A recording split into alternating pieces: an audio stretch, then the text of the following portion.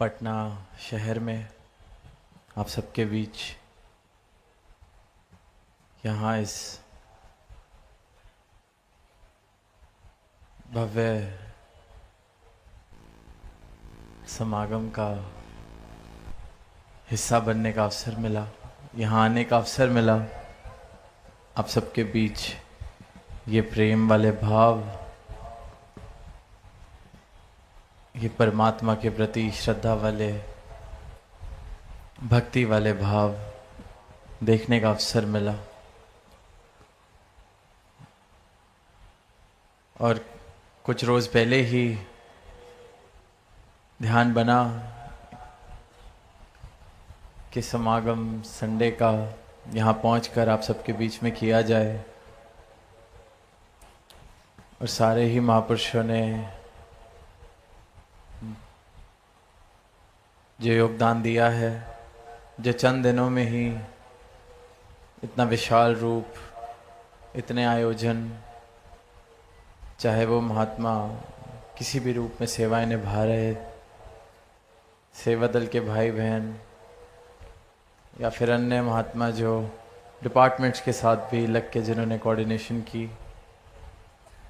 तो ये आप सबकी सेवा इस रूप में सबने मिलकर जो निभाई, तो ये उसी का परिणाम है कि आज इतना विशाल मानव परिवार यहाँ इतने सुंदर रूप से, सुंदर भावों के साथ सजा हुआ है। पटना शहर की बात करते हैं, सुना कि जो इसका पौराणिक नाम पाटलिपुत्र, और कैसे कितना समर्थ इतिहास कहा गया,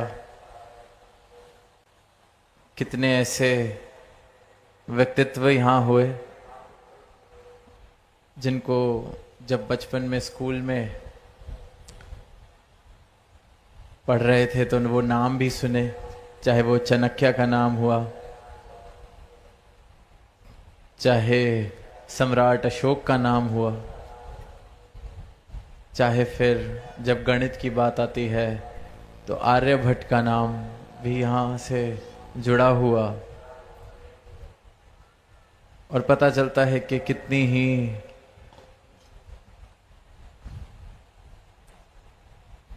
ऐसी रिच हिस्ट्री जिसे कहा जाता है, ऐसा सुनहरा इतिहास। और फिर वहीं वहाँ आध्यात्मिक पहलू भी इतिहास का सुना, जैनिज़्म, बुद्धिज़्म, सिखिज़्म, सबका कहीं ना कहीं कोई ना कोई तार जुड़ी हुई इस जगह से। और फिर जब ग्राउंड पर पहुंचना हुआ तो देखा कि बिल्कुल गंगा के तट पर ये समागम सजा हुआ है, ये पंडाल सजा हुआ है। आँखों से जब देखते हैं, दुनियावी आँखों से, तो भी कितना सुनहरा नज़ारा कि गंगा बह रही हो और ये तट पर समागम संत इकट्ठे हुए हैं। तो इतना सुंदर नज़ारा, और उसको और खूबसूरत आप सबकी मौजूदगी ने, आप सबके भावों ने, क्योंकि ये भाव हैं सच्चाई वाले, ये भाव हैं भक्ति वाले, ये मौजूदगी है परमात्मा के यशोगान के लिए। ये मौजूदगी जो हुई है, ये हाजिरी जो बनी है, ये आवाज़ देने के लिए इस मानव परिवार को, सारे संसार को, कि परमात्मा को पाया जा सकता है, भ्रमों से निजात पाई जा सकती है, दीवारें घेरी जा सकती हैं, एक सुंदर परिवार, ये सारा संसार बन सकता है। इन भावों के साथ आप सब पहुंचे हैं, तो इसलिए ये मौजूदगी मुबारक है। गंगा की तरफ ध्यान जब गया कि हम इस तट पर बैठकर यहाँ समागम कर रहे हैं और बीच में नदी बह रही है और दूसरी ओर दूसरा किनारा, दूसरा छोर, तो यही भाव आए कि जैसे जन्म है वह एक छोर है और मृत्यु है वो दूसरा छोर है, और जो बीच में बह रहा है, जैसे यहां गंगा बह रही है, तो जन्म और मृत्यु इन दो छोरों के बीच में, इन दो तटों के बीच में जो बह रहा है वो जीवन है। वो जीवन जो हम सबको अवसर मिला है जीने का। जन्म लिया तो जाहिर सी बात है मृत्यु भी एक दिन आएगी, क्योंकि अगर एक नदी को देखते हैं जिसका एक किनारा है तो दूसरा किनारा तो होना लाजमी है, वरना नदी हो नहीं सकती। नदी है ही वो जिसके दो किनारे हैं। इसी प्रकार जीवन भी वही है जिसके ये दो तट, दो किनारे, जन्म और मृत्यु।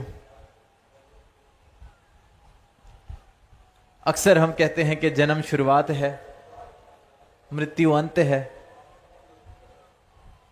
पर सही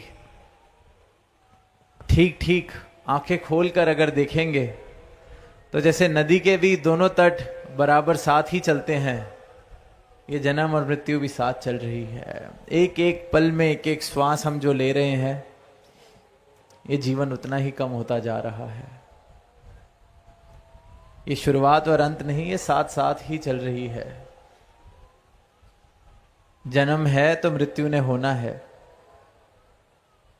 एक एक दिन इंसान ये जो यात्रा कर रहा है, एक एक दिन एक एक श्वास बहुत कीमती, ये जीवन बहुत कीमती है। अब ये एक एक मानव के हाथ में है कि जो उसका जीवन है वो गंगा की तरह पवित्रता प्राप्त करे। जैसे हम कह रहे हैं कि कितनी पवित्र ये नदी, कितनी इसकी पावनता, शीतलता का हम जिक्र करते हैं, पढ़ते हैं, कितने भाव जुड़े हुए आस्था वाले। गंगा नदी का पानी किस प्रकार देखते हैं दुनिया में, क्या अहमियत दुनिया देती है।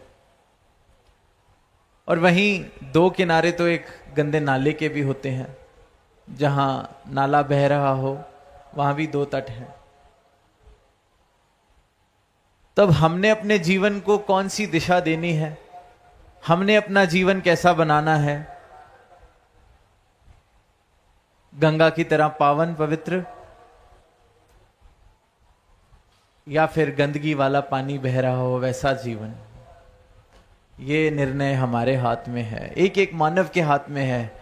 तट दो छोर हर मानव को मिले हैं, मृत्यु और जन्म। ये जो बीच का जीवन जो बह रहा है वो पावन पवित्र हो, गंगा जैसा, या एक गंदे पानी का प्रभाव, गंदे पानी का नाले जैसा। जीवन हो तो क्या प्रेम बहे उस जीवन में। जन्म और मृत्यु के बीच अगर मेरे जीवन में कुछ बहे तो क्या प्रेम बहे या वैर, ईर्ष्या, नफरत बहे। विशालता वाले भाव बहें या संकीर्णता वाले भाव बहें। क्या मेरा जीवन, मेरे जीवन की ये जो नदी है, ये भ्रमों से भरी हो या इस ब्रह्म के परिचय से।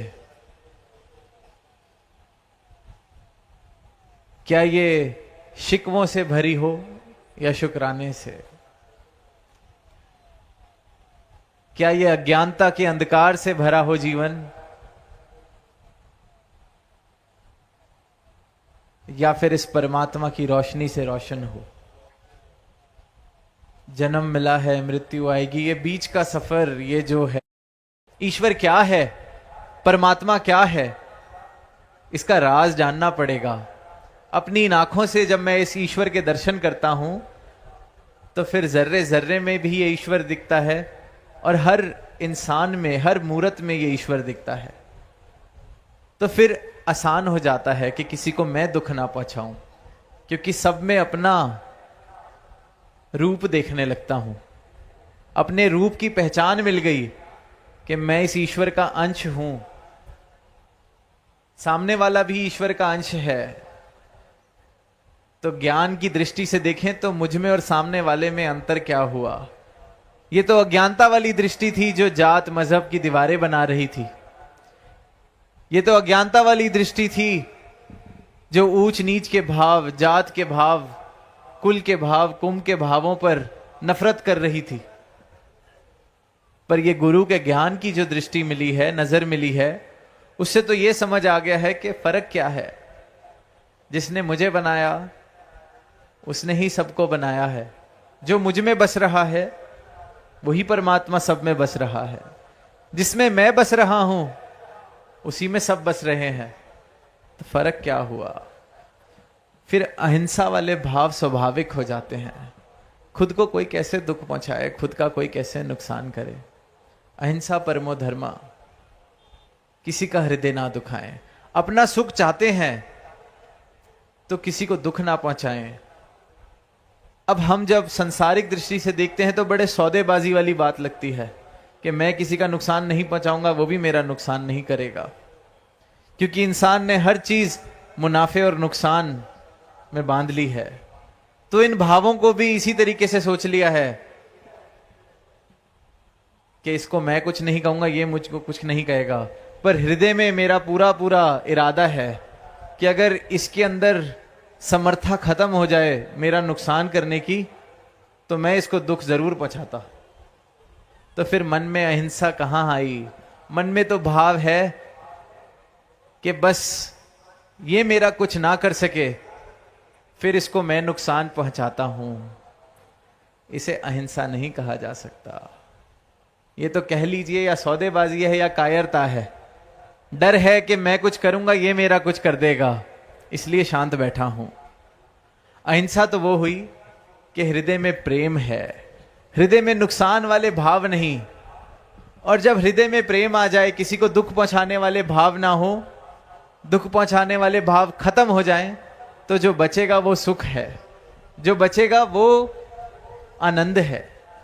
सौदेबाजी वाले आनंद की या सुख की बात नहीं की जा रही कि दुख पहुंचाओगे तो सामने वाला दुख देगा। तो उस हिसाब से जो तो निर्बल है, जिसका शोषण किया जा सकता है, उसको तो दुख पहुंचाया जाए, क्योंकि ये बेचारा क्या कर लेगा। पर इससे कोई सुख की हासिल नहीं होने वाला। सुख उस भाव में है कि मन में मेरे प्रेम, मन में मेरे सुख पहुंचाने वाले भाव, किसी को दुख ना पहुंचाने वाले भाव हैं। और जब हम किसी को दुख देते हैं तो किसी और ने आके हमें दुख नहीं देना, उसी पल में हम खुद को दुख दे रहे होते हैं। सदगुरु माता जी अक्सर कहते हैं, कोयला उठा के फेंकेंगे किसी की ओर तो हाथ अपना जलता है। वो हाथ जो जल रहा है वही दुख है। किसी ने आगे आके कोई गणित बता के हिसाब किताब करके दुख नहीं देना। दुख तो मैं खुद दे रहा हूं। जब किसी और को दुख देने की चेष्टा करता हूं, मैं खुद को दुख दे रहा हूं। तो सही मायनों में अहिंसा वो अहिंसा नहीं जो डर के कारण की जा रही है, वो तो हृदय में हिंसा ही भरी हुई है। अहिंसा सही मायनों में वो है कि मेरे हृदय में प्रेम है, हृदय में ये भाव है कि मैंने दुख नहीं पहुंचाना, क्योंकि इस परमात्मा के दर्शन में कर रहा हूं सब में, इस ईश्वर के दर्शन में कर रहा हूं सब में। तो ये जीवन है जिसको कहा जा सकता है कि रूपांतरित हुआ। इस जीवन में बदलाव आए। कहां मैं मेरी के भावों में था, कहां ऊंच नीच के भावों में था, कहां किसी को छोटा दिखाने के लिए नुकसान पहुंचा रहा था, पर अब हृदय में प्रेम है। तो मेरा जीवन ऐसे प्रेम की तरह बहे, जन्म और मृत्यु के बीच सिर्फ और सिर्फ प्रेम बहे, ये चुनाव मेरा है। मेरा जीवन भी गंगा की तरह पावन हो जाए, ये चुनाव मेरा है। अवसर तो सबको मिला है, बड़े भागों से मिला है ये मानव जन्म, क्योंकि इसमें हम चुनाव कर सकते हैं कि ये जीवन किस तरह से बहेगा। एक बच्चा स्कूल में रोज जो प्रार्थना होती है उसमें सुनता था कि ईसा मसीह ने कहा है कि सबको प्रेम करो, अपने पड़ोसी को प्रेम करो, अपने पड़ोसी को प्रेम करो। जैसे भी हम कहते हैं लव दाई नेबर, प्रेम ही धर्म है। सबने सुनी है ये बात, लव दाई नेबर, अपने पड़ोसी को प्रेम करो। रोज सुनता था। एक दिन घर से लौट रहा था तो देखा कि रास्ते में कोई चोट खा के गिरा हुआ है। अब वो देख रहा है आसपास से 25, 50, 100 लोग गुजर गए, किसी ने उसकी मदद नहीं की। और जिनके साथ वो चल रहा होता है वो कहता है कि क्या ये किसी का भी पड़ोसी नहीं? क्या इसको कोई प्यार नहीं करता? कोई इसकी मदद करने क्यों नहीं आ रहा? जिसको चोट लगी है क्या वो कहीं अकेले एकांत में रहता है? कोई इसका पड़ोसी नहीं। और फिर वहीं जब उसके मन में ये भाव आ रहे होते हैं, आकर कोई उसको संभालता है, उस गिरे हुए को कोई उठाता है, तो बच्चे से रुका नहीं जाता। बच्चा पूछ लेता है कि आपने इनकी मदद की, इनका ख्याल रखा, क्या ये आपके पड़ोसी हैं? आप इनसे प्रेम करते हैं? क्या आप भी इसलिए प्रेम करते हैं क्योंकि ईसा मसीह ने कहा है कि पड़ोसी से प्रेम किया जाए? ये आपके पड़ोसी हैं क्या?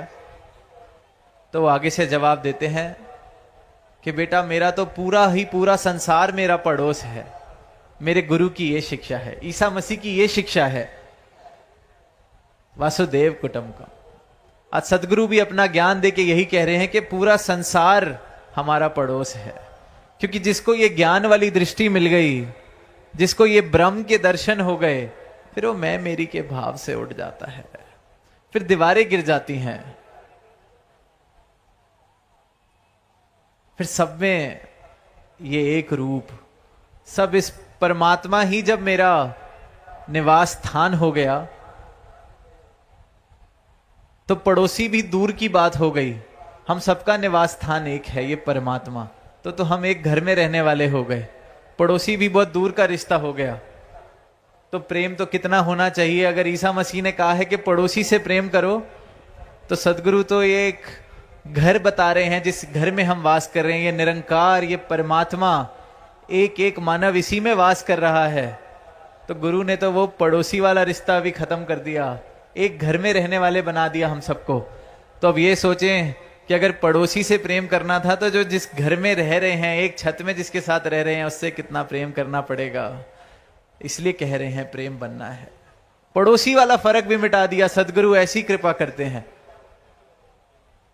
ये बता देते हैं कि इस एक में तू रह रहा है, ये एक परमात्मा तेरा निवास स्थान है। इसी प्रकार एक एक मानव का निवास स्थान यही परमात्मा है। प्रेम जिन प्रेम कियो तिन्हीं प्रभ पायो। प्रेम जिसने किया है उसने इस परमात्मा को हासिल किया है, पाया है। तो जैसे कि दास ने शुरुआत में कहा कि फैसला हमारा है। जन्म और मृत्यु के दो तटों के बीच में कौन सा पानी बहेगा, हमारा जीवन कैसे बहेगा, प्रेम वाले भावों से, नफरत वाले भावों से। ये जीवन भी कहीं निरर्थक बन के ना रह जाए। मौका है, अवसर है कि सार्थक कर लें इस जीवन को। ये चुनाव करें कि सार्थकता बहेगी मेरे जीवन में या निरर्थक बन के रह जाएगा ये जीवन। जिस चीज का कोई कीमत नहीं, मूल नहीं, क्या उन्हीं में मस्त मगन होके उन्हीं चीजों में मैं कहीं ये जीवन ना गुजार दूं। जिस चीज का मूल है, जो सार्थक है, उसकी प्राप्ति कर सकूं।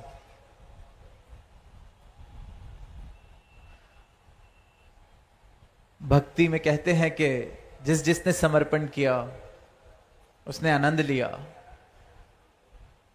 तो ये हमने चुनाव करना है कि मैंने अहंकार बहेगा जन्म और मृत्यु के बीच में, या समर्पण के भावों से अहंकार को तज कर मैं इस निरंकार को प्राप्त करूंगा। आर्यभट्ट का जिक्र हुआ तो कहते हैं कि उन्होंने ही शून्य का आविष्कार किया था। गणित में जो संख्या है शून्य, उसका आविष्कार आर्यभट्ट जी ने किया। तो जब जब आध्यात्मिकता में शून्य की बात होती है तो अक्सर ये कहते हैं कि खुद को शून्य कर लें। खुद को शून्य जिसने किया वो फिर बस इस जीवन में ये एक रह जाता है, ये परमात्मा। खुद को मैंने शून्य कर लिया, मतलब अपना अहंकार तज दिया, अपनी मैं को तज दिया। तो सिर्फ ये शेष रहता है, ये एक रह जाता है, ये एक परमात्मा। इस प्रकार से अपनी मैं को खत्म करा कि मुझ में और इस परमात्मा में भी फिर कोई फर्क नहीं रहता। राम कबीरा एक भय, कोई ना सके पहचानी, क्योंकि खुद को खत्म कर लिया। जैसे ये नदी जो बह रही है जाके समुद्र में मिल जाए तो फिर कौन बताएगा कि कौन सा पानी नदी से आया था, कौन सा पानी समुद्र का था। राम कबीरा एक भय, पर खुद को शून्य करना पड़ेगा। एक होने के लिए खुद को शून्य करना पड़ेगा। और जो जो शून्य करने के लिए राजी हुआ है, जिस जिसने सदगुरु के चरणों में ये सर झुकाया है, खुद को शून्य किया है, अपनी मैं को छोड़ दिया है, फिर वो ये निरंकार, खुद ही निरंकार वाला रुतबा उसका हो जाता है। ब्रह्म ज्ञानी आप निरंकार। अवतार बानी में सदगुरु ने खुद लिखा है, ब्रह्म ज्ञानी आप निरंकार। जैसे ये नदी का पानी समुद्र में मिल जाए तो कोई फर्क नहीं रहता, इसी प्रकार मैंने फैसला करना है कि ये जो जन्म और मृत्यु के बीच में बह रहा जीवन है, ये क्या परमात्मा में मिल सकेगा, परमात्मा हो सकेगा, या कहीं आगे जाके सूख के सूखी नदी वाली भावना इस जीवन के वही दशा, अज्ञानता के कारण, अंधकार के कारण। और बड़े दुख की बात है कि इंसान खुद को पहचान नहीं पाता, खुद को ये शरीर ही मान के बैठा है, खुद को सिर्फ और सिर्फ ये जो दुनियावी चीजें हैं इनको हासिल करने में लगा हुआ है। एक कहानी कहीं पढ़ने को मिली थी कि एक इंसान था, वो प्याज की खेती करता था, प्याज की खेती करता था। अब अपने गांव में उसने खूब प्याज बेचा, तो उसको किसी ने कहा कि क्यों नहीं कहीं दूर जाके ये प्याज बेच के आओ, अपने राज्य में तो खूब बेच लिया, क्या पता तुम्हें कोई ज्यादा कीमत दे दे, कहीं दूर बेच के आओ, यहां तो और भी लोग हैं जो खेती करते हैं, शायद तुम्हें ज्यादा मूल मिले। उसको बात लगी ठीक, जाता है। अब उसकी किस्मत कुछ इस प्रकार कि जहां वो पहुंचता है प्याज बेचने के लिए, उसको द्वार पे ही रोक दिया जाता है। पूछा जाता है क्या लाए हो, वो कहता है मैं प्याज की खेती करता हूं, आपके इधर राज्य में प्याज बेचने आया हूं, अनुमति हो तो मैं व्यवसाय कर सकूं। अब उसकी किस्मत कि उस जगह पर, उस राज्य में किसी ने प्याज कभी देखा ही नहीं था, किसी ने प्याज नहीं देखा। तो वो अपने राजा के पास प्याज लेके जाते हैं, राजा को काट के प्याज खिलाया जाता है। अब राजा को प्याज बहुत पसंद, इतना पसंद आ जाता है, वो कहता है वाह क्या चीज है, सारा का सारा ले आओ, उसको मेरे सामने लाया जाए जो इसको बेचने आया है। अब वो इंसान, वो किसान प्याज को लेके राजा के दरबार में, और राजा कहता है ऐसी चीज तो हमने कभी देखी ही नहीं, इतनी कमाल, ये जितना प्याज लाया है रख लिया जाए और उतना ही किलो इसको सोना दे दिया जाए, कमाल कर दिए, इतनी कमाल की चीज लेके आया है, इसको सोना दे दो। अब वो इंसान जो प्याज बेचने गया था, हम सब सोच सकते हैं क्या ही उसके मन की दशा, वो तो 2-4-10 रुपए ज्यादा कमाने गया होगा, पर सोना लेके वापस आया। अब अपने गांव में अपना ही महल बना ले, इतनी दौलत उसके पास। अब वापसी पे उसको उसका एक मित्र मिलता है, कहता है तू लेके प्याज गया था, सोना कहां से वापस आ गया? तो उसको बताता है ऐसे ऐसे वहां किसी ने प्याज नहीं खाया था, तो मेरी किस्मत चमक गई, राजा को प्याज पसंद आ गया, उसने सोने दे दिए। तो उसने कहा वाह, अगर सोना नहीं खाया, फिर अगर उन्होंने प्याज नहीं खाया तो कभी लहसुन भी नहीं खाया होगा, और मैं तो लहसुन की खेती करता हूं, और प्याज से तो ज्यादा मूल्य लहसुन का ही होता है, तो मुझे तो पता नहीं क्या क्या मिल जाएगा। अब वो मित्र भी जाता है उस राज्य में, अब उसकी किस्मत भी कमाल के वहां किसी ने कभी लहसुन भी नहीं खाया होता। राजा के पास फिर लेके जाते हैं, राजा कहता है मुझे खिलाया जाए, और राजा को बहुत पसंद, इतना पसंद आता है कि राजा कहता है पिछले हफ्ते प्याज आया था, ये तो उससे भी अच्छा है। तो कहता है कि फिर महाराज मुझे भी सोना मिलेगा इसके बदले। कहता है सोना क्यों, सोना तो पिछले हफ्ते तक यहां पे मूल्य रखता था, सबसे बहुमूल्य चीज सोना थी पिछले हफ्ते तक, पर तुम्हारा मित्र जब से प्याज देके गया है सबसे बहुमूल्य चीज प्याज हो गई है, तुम्हें इतने किलो हम प्याज देके भेजेंगे।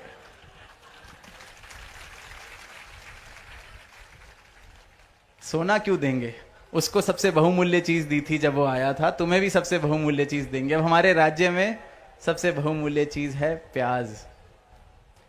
साथ संगत दास को भी हंसी आई थी, पर इंसान भी यही कर रहा है, सोना लेने जाता है, प्याज लेके आ जाता है। ये जीवन सोने की प्राप्ति के लिए मिला है। उस कहानी में तो उस बेचारे की किस्मत खराब थी, उसको किसी और ने प्याज पकड़ा दिया। यहां तो हम खुद हाथ से सोना फेंक के पीतल उठाते हैं, प्रेम को छोड़ के नफरत चुनते हैं, प्रेम को छोड़कर ईर्ष्या वैर चुनते हैं, प्रेम को छोड़ के रिश्तों में प्रेम भरने की जगह हम दूरियां भर लेते हैं। वहां तो किसी और ने प्याज दे दिया, यहां तो हम रोज वो मूर्खता कर रहे हैं। खुद परमात्मा बनने का अवसर मिला है परमात्मा को प्राप्त करके मानव जन्म में, पर हम हैवान बन रहे हैं। अपनी पहचान नहीं है इंसान को। वहां तो किसी और को दोष दे सकता है वो लहसुन बेचने वाला कि किसी और ने मेरा नुकसान कर दिया, यहां हम किसको दोष देंगे। ये बाजी अगर इंसान हार जाता है तो सिर्फ खुद को ही दोष दे सकता है कि ये जन्म और मृत्यु के बीच में अगर गंगा नहीं बही मेरे जीवन में तो सिर्फ और सिर्फ दोष मेरा है, क्योंकि मैंने चुनाव ठीक नहीं किया। मैंने सोना छोड़ के पीतल उठाया, पीतल भी नहीं उठाया, मैंने मिट्टी उठाई। परमात्मा, शाश्वत अविनाशी परमात्मा मैं प्राप्त कर सकता हूं, पर मैं यही भौतिकता की दौड़ में ऐसा मगन, ऐसा पागल कि अपनी मूर्खता ही नहीं देख रहा। कोई और मूर्खता करता है तो मुझे हंसी आती है, पर अपनी मूर्खता में देख नहीं पाता। जीवन इस गंगा की तरह पावन पवित्र, पर मैंने सुखा के बंजर कर लिया है।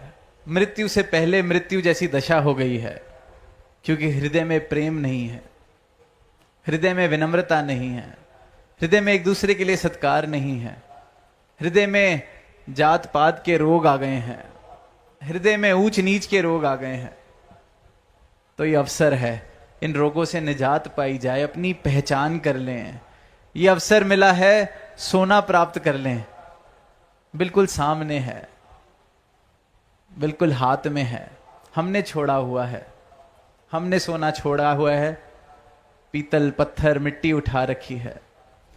अब सोना उठाने के लिए एक बार जो हाथ में पकड़े हुए पत्थर हैं, हाथ में पकड़ा हुआ पीतल है, हाथ में पकड़ी हुई मिट्टी है, इसको फेंकना पड़ेगा ताकि हाथ खाली हो सके।